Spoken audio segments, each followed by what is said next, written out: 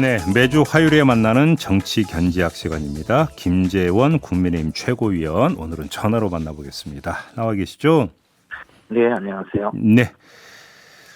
어제 중앙선대위회의에 최고위원님도 참석을 하셨나요? 네, 참석했습니다. 고성이 오가고 책상을 내리치고 뭐 이랬다는데 상황이 정확히 어땠습니까?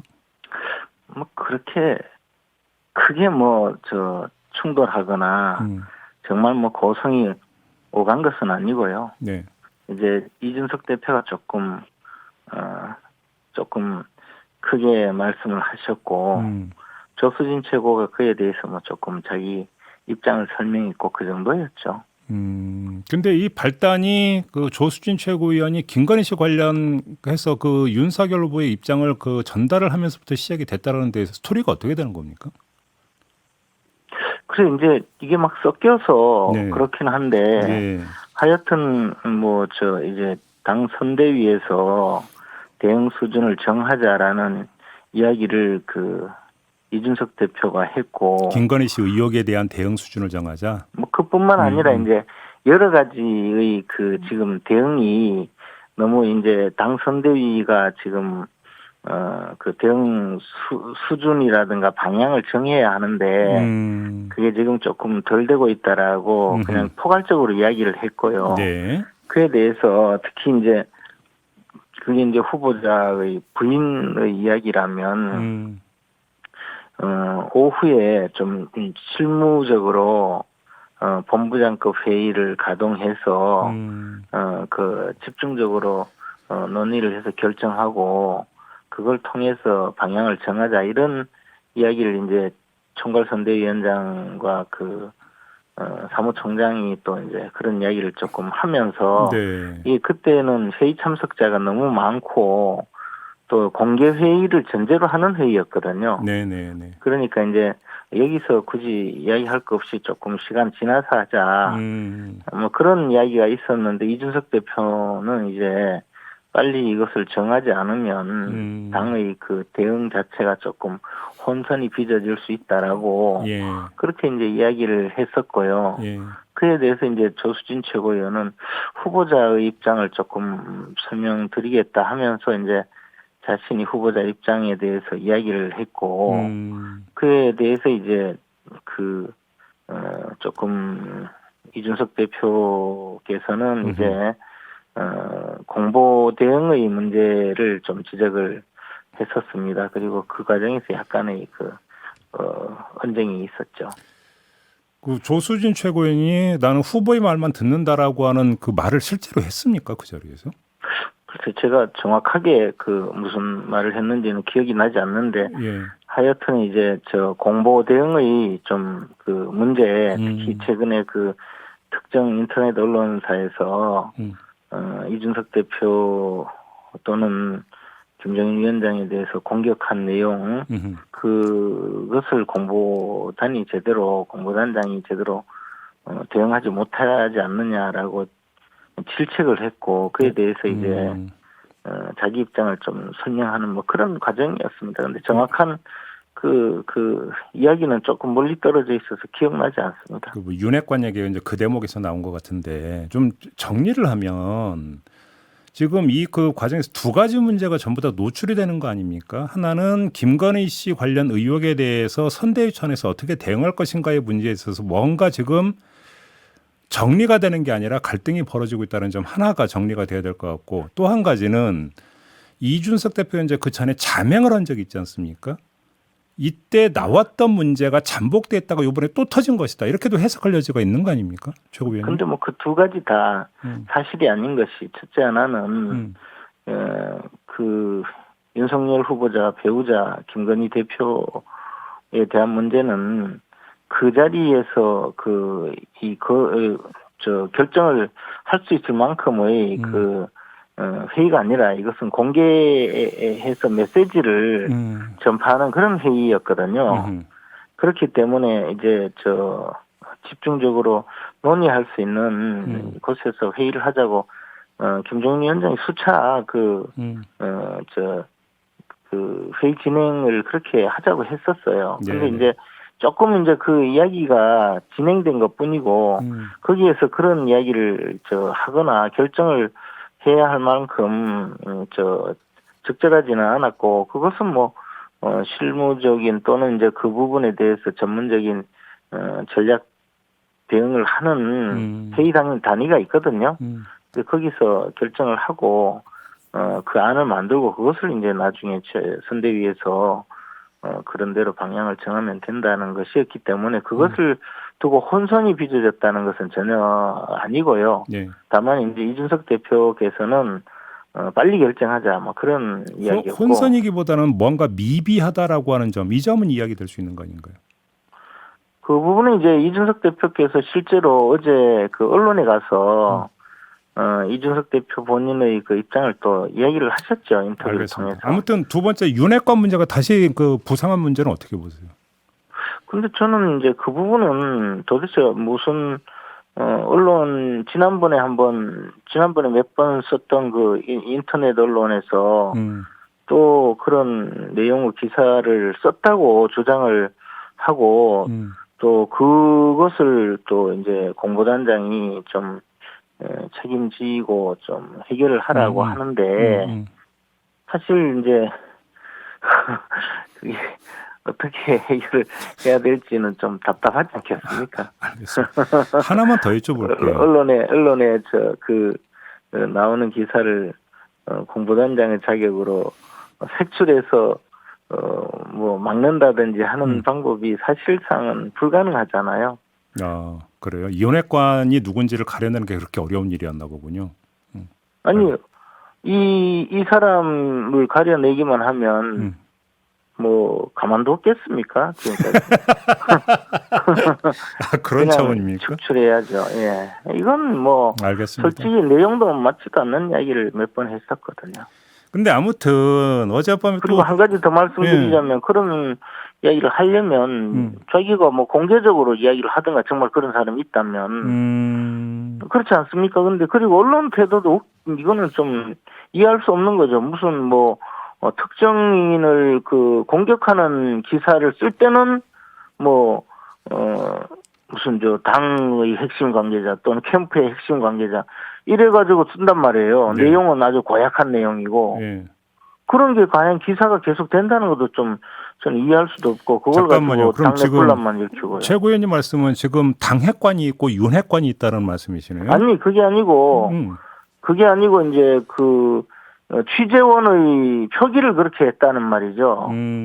근데 취재원의 표기가 그렇게 돼서 계속 기사가 오르고 있는데 그 사람은 드러나지 않거든요. 그러면 과연 실존하는 사람인지 아니면 뭐 그냥 기자가 창작을 하고 있는 것인지 아니면 여러 사람이 이야기하는 걸 짜집기를 해서 창작을 한 것인지 또는 그것도 아니면 기사 방향에 그냥 맞게 집어넣어서 이런 사람의 이야기가 뭐 있을 거다는 식으로 쓰는 건지 알 수가 없는 거거든요. 알겠습니다. 최고위님 말씀을 정리를 하면 그러니까 이준석 대표가 정말로 문제의식을 강하게 느끼고 그 실존을 한다면 윤핵관이 누구인지를 밝히고 인사조치를 하라 이런 말씀이신 거죠, 정리를 하면?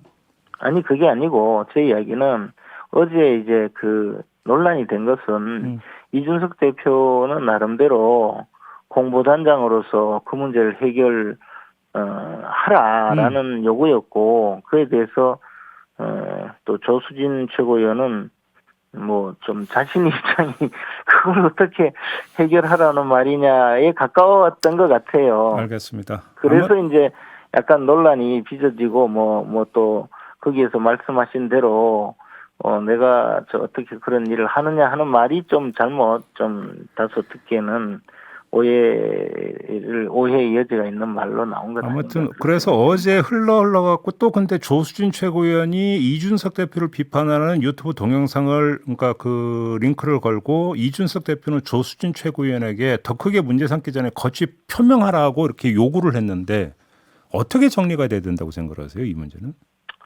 근데 이제 저는 뭐 이준석 대표가 그 이의 제기를 하고 화를 내는 것이 충분히 이해할 만하다고 생각을 합니다. 다만 이제 지금은 사실 대선이잖아요. 네. 이 모든 논쟁이 우리가 또 대통령 선거에 승리하는데 도움이 되느냐, 도움되지 않느냐, 뭐 그것을 하나의 결정의 그 척도로 생각해야 되지 않을까. 알겠습니다. 그런 의미로서 어쨌든 빨리 정리가 되는 것이 좋지. 어떤 언론에서는 이걸 뭐 적전분열이나 또는 뭐 오월 동조 이렇게 표현을 하던데 어쨌든 뭐 그런 이야기가 계속 나오는 건 바람직하지 않다고 알겠습니다. 봅니다. 신지혜 씨 영입 배경에 대해서 혹시 들으신 얘기 있습니까, 최고위원님? 설명 말씀 드린 거 있어요? 저는 사실 이제 그 부분에 대해서는 새시대 준비위원장이신 예. 김한길 위원장께서 주도해서 영입을 했다는 예. 이야기였고요. 뭐 저는 우리 당의 외연 확장이나 모든 면에서 상당히 의미 있는 영입이었다고 생각하고 있습니다. 아, 그래요? 그러면 그것이 예. 일정하게 그 긍정적 효과를 그러니까 끌어낼 거라고 그렇게 기대하시는 겁니까?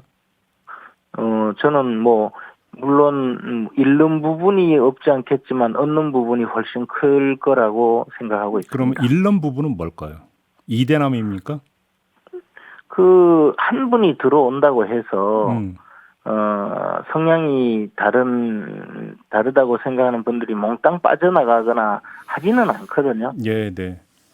그러나 또 그분이 들어오신다고 해서 성향이 같은 분이 몽땅 들어온다는 것도 저도 그것도 믿지 않거든요. 예. 예, 그런데 우리 당이 보여주는 외연 확장 그리고 어떤 생각의 방식이나 생각의 내용이 좀 다른 분도 포괄하고 포용하는 그런 모습 자체가 대선에서는 반드시 필요한 그 우리가 가야 할 길이거든요. 그런 의미에서 본다면 네. 신지혜 씨 같은 분이 들어오셔서 역할을 하는 것 자체가 큰 의미가 있다고 생각하고요. 혹시 특히 예. 어제 오늘 그 언론을 통해서 신지혜 씨가 보여주는 윤석열 후보에 대한 지지 내지 민주당 이외에 정권을 연장하면 안 되는지에 대한 명확한 메시지 같은 것은 사실 신지혜 씨만이 좀 가치를 부여할 수 있고 가장 잘할 수 있는 방식이 아니었나 생각을 하거든요. 그렇다면 저는 큰 역할을 해주고 있다고 이미 생각하고 있습니다. 이준석, 신지혜 두 사람 간의 갈등 내지 충돌 소지는 없다고 보십니까? 그것도 마찬가지로 이게 대통령 선거에서 어떤 방향으로 가는 것이 표에 도움이 되는가. 그래서 각자의 차이는 조금 접어두고 공동의 목표를 향해서 갈 수만 있다면 그것이 개인적인 입장의 차이가 조금 다르더라도 결국 대선 승리에 도움되는 방향으로만 생각해 준다면 뭐 접을 수 있지 않을까 생각을 합니다. 알겠습니다. 그리고 이준석 대표께서 또 상임선대위원장이니까 그 의견이 다르면 선대위원장의 말이 우선한다 그렇게 이야기했지 않습니까? 예. 또 그걸 넘어서면 이제 대통령 후보의 의사가 가장 또 우선시 되어야 되는 것도 맞거든요. 네.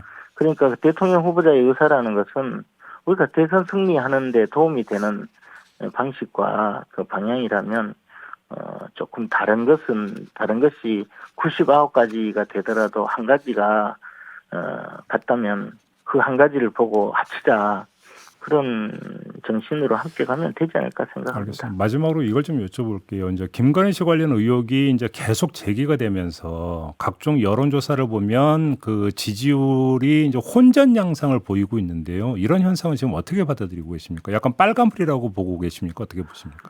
뭐 혼란스러운 이제 그 상태이고 민주당 후보가 그 역대 최대로 문제가 많고 흠이 많고 또 도저히 대선에 나오면 안 된다는 생각이 강한 분들이 대다수임에도 불구하고 이 민주당의 그 고도의 그 네거티브 전략 내지는 흑색 선전에 지금 국민들께서 잠시 이 마음을 조금 혼란스러운 상태로 가버린 것 아닌가라고 생각하고 있습니다. 그러나 뭐 김대엽의 공작에 의해서 한번 대선에 뭐 그런 방식으로 선거를 이긴 것이 계속 통용되지는 아니라고 보고요. 저희들은 뭐 굳건하게 앞으로 나가면 뭐 국민들께서는 우리를 지지해 주실 거라고 믿고 있습니다. 근데 문제가 뭔가 커진 결정적 계기는 언론 인터뷰였는데 이게 민주당 주도의 흑색 선전 때문이라고 보시는 겁니까? 뭐 그런 것까지 포함해서 그러나 네.